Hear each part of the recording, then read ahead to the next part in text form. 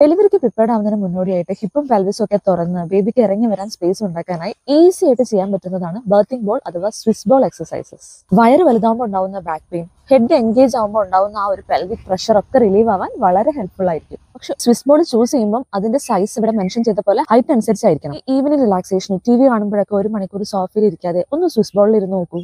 Back rest ഇല്ലാത്തത് കൊണ്ട് അതിൽ സ്റ്റേബിൾ ആയിട്ട് ഇരിക്കണമെങ്കിൽ പോസ്റ്റർ കറക്റ്റ് ആയാൽ മാത്രമേ പറ്റുള്ളൂ. നിങ്ങളുടെ പോസ്റ്ററും ബേബിയുടെ അലൈൻമെന്റ് ശരിയാക്കാൻ ഇത് ഹെൽപ്പ് ചെയ്യും. ഇനി ഈ ബോളിൽ ഇരുന്നുകൊണ്ട് സിമ്പിൾ ആയിട്ട് ചെയ്യാവുന്ന കുറച്ച് വ്യായാമങ്ങൾ: bouncing, front back and side to side pelvic tilts, 2 ഡയറക്ഷനിലേക്കുള്ള ഹിപ്പ് സർക്കിളിംഗ് ഒക്കെ ഒരു 10 to 15 റെപ്സ് വെച്ച് ചെയ്യണം. ബോളിന്റെ കോർണറിൽ ബോൾ ഫിക്സ് ആക്കി വെച്ച് ബോഡി വെയിറ്റിൽ ഫുൾ സ്ക്വാറ്റ് ചെയ്യാം. അതോടൊപ്പം സിമ്പിൾ ആയിട്ട് ചെയ്യാവുന്ന മറ്റു സ്ട്രെച്ചസ്, നിലത്ത് മുട്ടുകുത്തിയിട്ടുള്ള ലഞ്ചസ്, റോക്കിംഗ് ബോൾ ഹഗ്. ഇനി ഏറ്റവും ഇമ്പോർട്ടന്റ് ആയിട്ടുള്ള പെൽവിക് ഫ്ലോർ എക്സസൈസ് കീഗൽ.